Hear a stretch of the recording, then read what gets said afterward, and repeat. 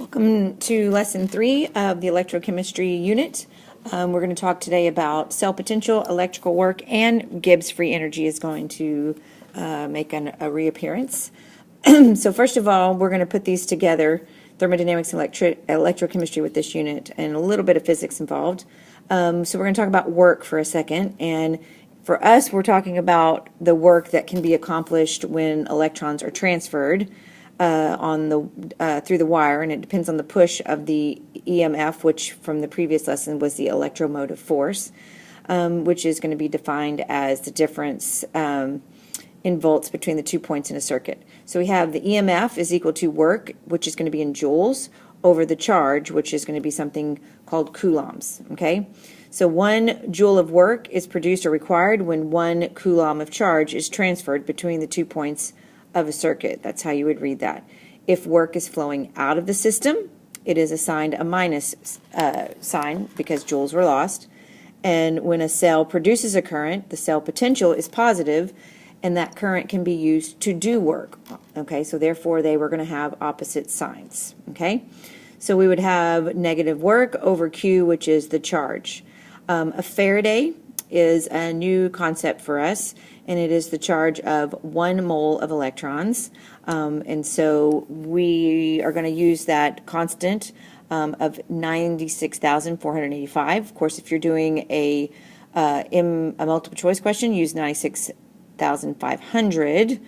And then a Q is your coulomb, which is a mole of electrons times your Faraday.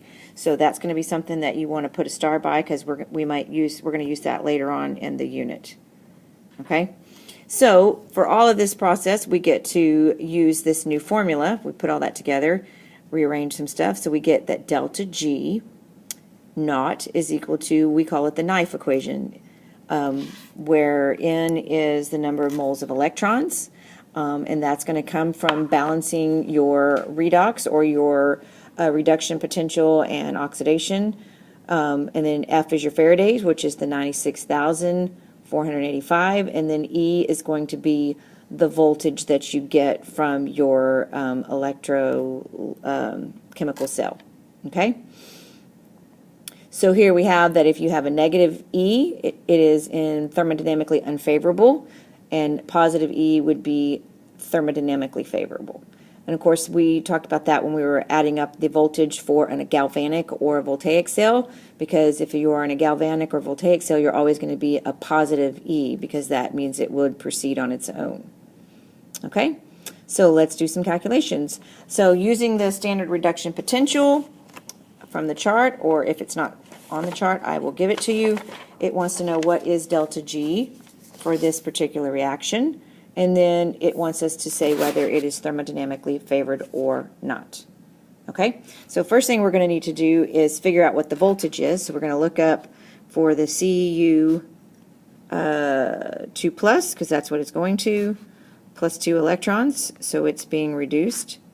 It's going to go to the Cu, whoops, and so that E is 0.34 volts. And then the iron being oxidized is, we had to reverse that sign when we took it off of the chart, is 0.44, because it would have been listed as a negative 0.44 as a reduction, so it's a positive 0.44 for being oxidized, so we get a voltage of 0.78 volts. So now we use our delta G is equal to negative knife. So our moles of electrons in this one, luckily they're both 2.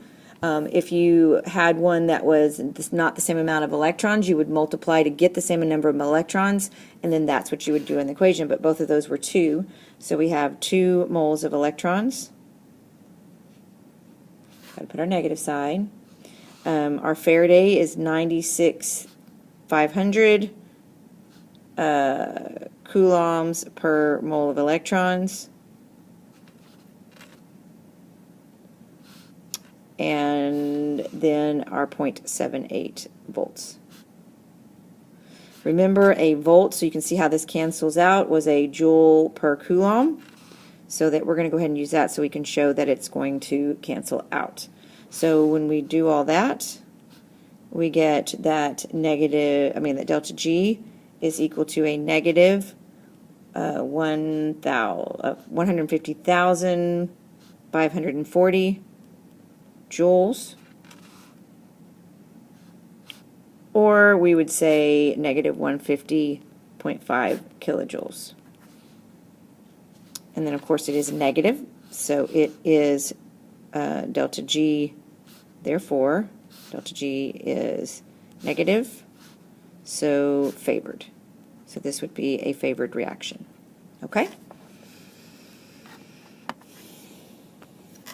So let's do another one. This one says, using the table of reduction potentials, predict whether 1 molar HNO3 would dissolve gold metal to form a 1 molar gold solution. So what we have to remember is we want to know if we're going to, we want to know if we're going to be able to oxidize gold. So we're going to do AU, going to AU 3 plus 3 electrons. And when we look up that E value, we would see that it is a negative 1.5 volts.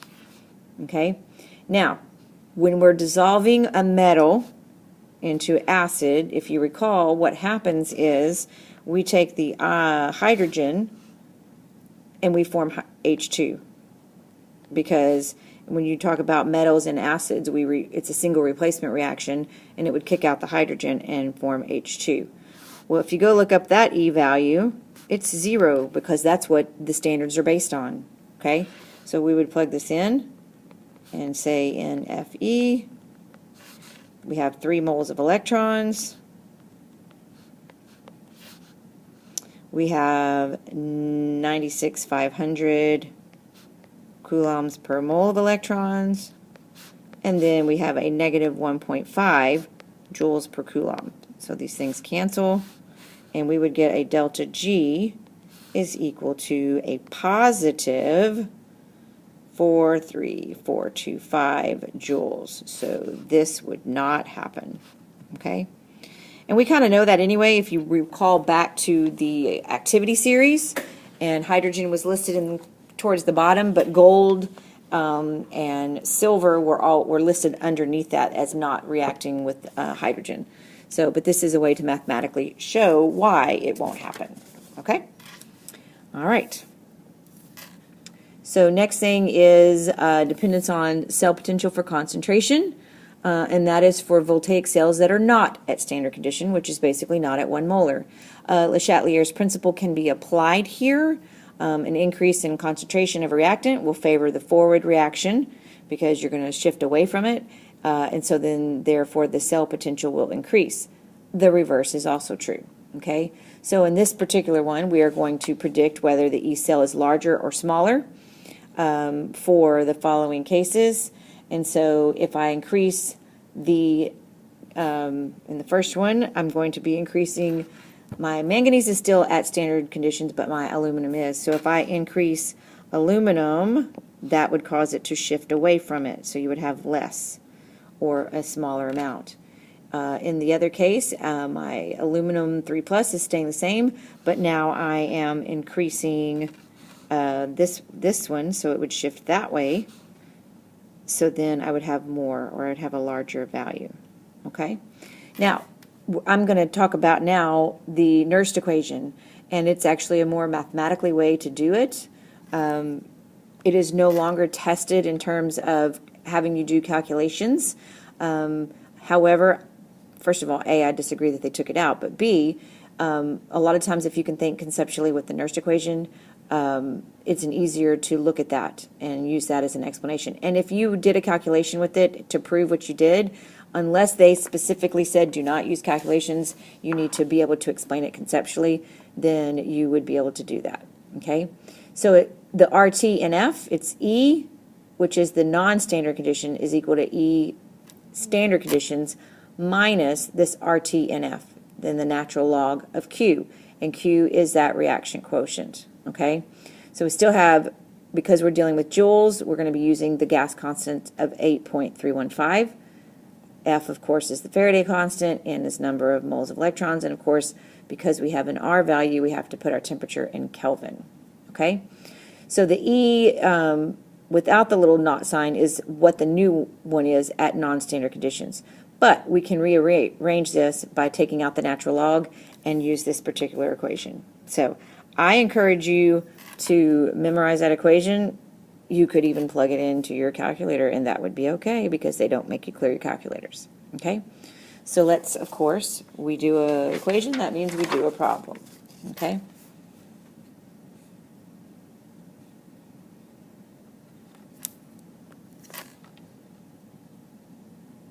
Okay.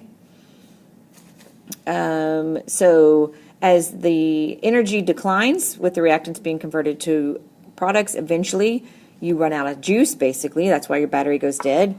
And so that would be where you are Q is equal to K, so your concentration, your reaction quotient is equal to your equilibrium constant, and then G would be 0 as well, okay?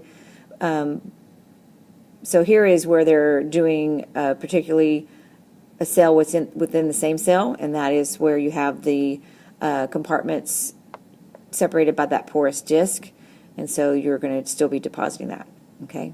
So this one says determine the direction of the electron flow and designate the anode and the cathode.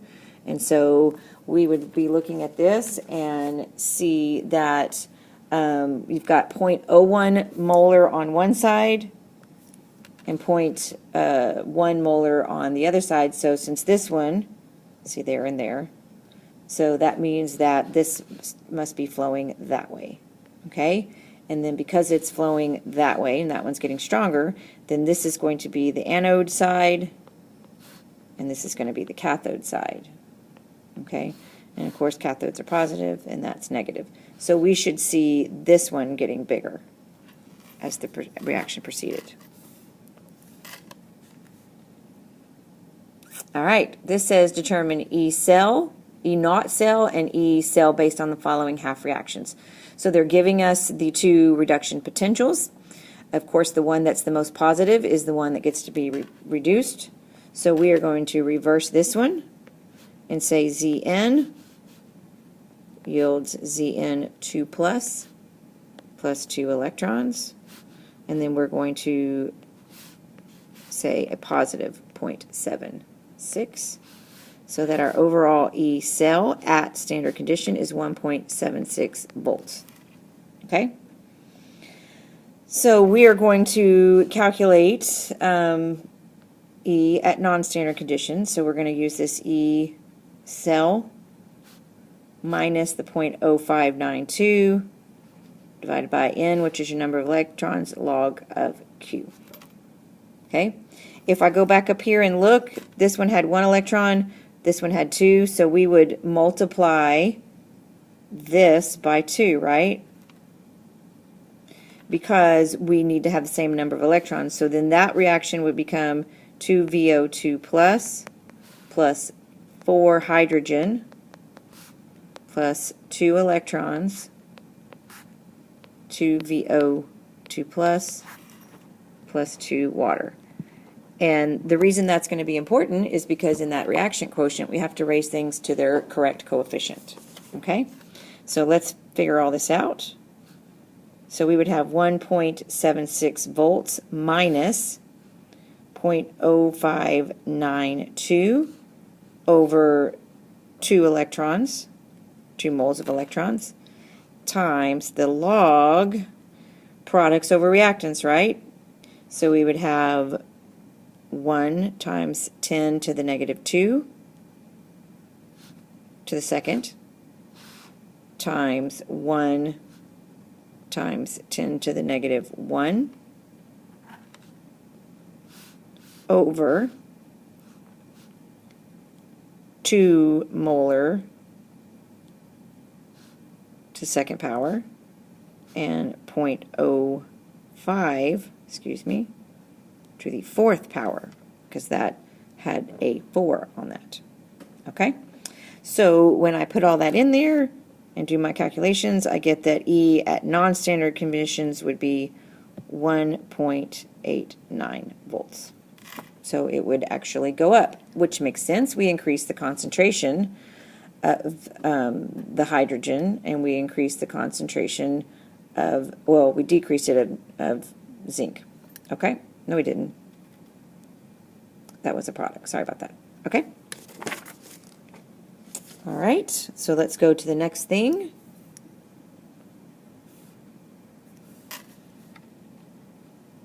Here's a summary of this, and this is where we're going to stop with the summary and application of galvanic cells, and we'll pick up electrolytic cells in the next lesson.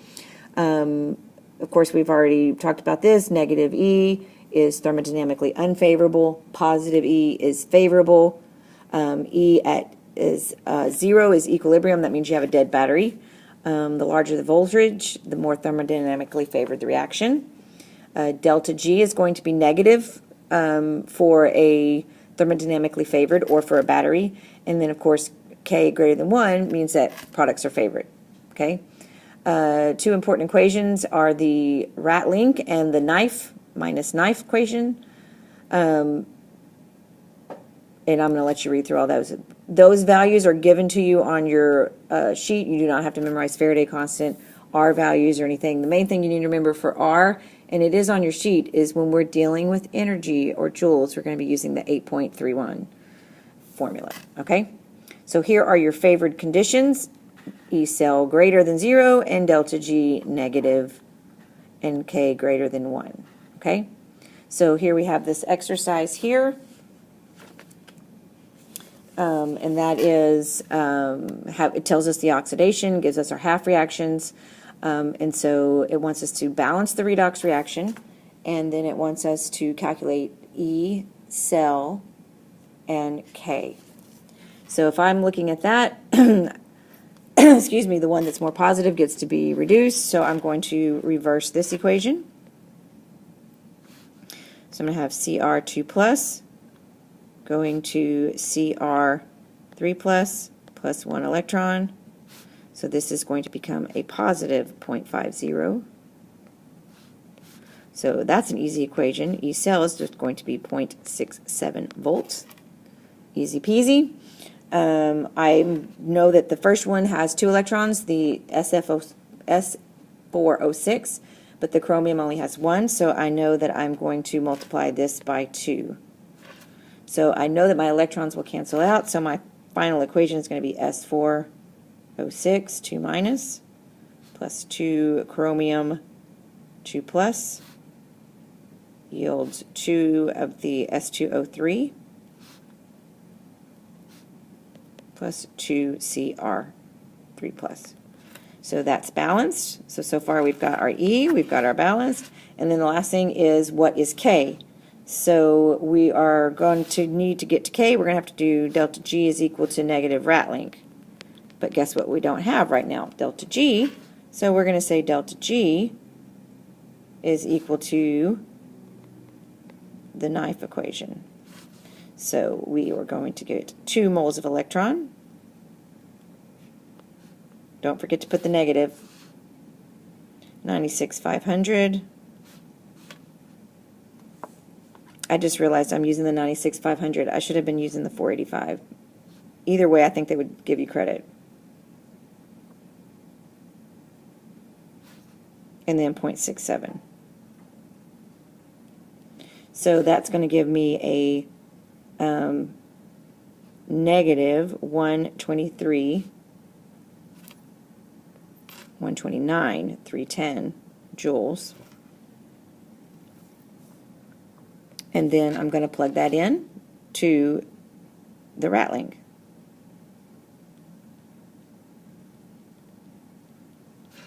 So natural log of K is going to be equal to negative 129, 310 joules over negative 8.31. And I'm just doing that from this negative right here. I need to put it somewhere. And then 298. So I get that to be 52.2. So e to the 52.2, not negative, I'm sorry, is equal to, I get 4.7 times 10 to the 22nd. So hopefully you got that same thing. Okay? Long problem, right? All right, so application of galvanic cells. We've already said it about 4 times. Batteries, are a great example. We got lead storage batteries, dry cell batteries. Fuel cells are another application of that. And then here's some examples of those, so you can see what those look like. Okay, that's where we're going to stop. Next lesson will be over electrolytic cells, which of course are not thermodynamically favored.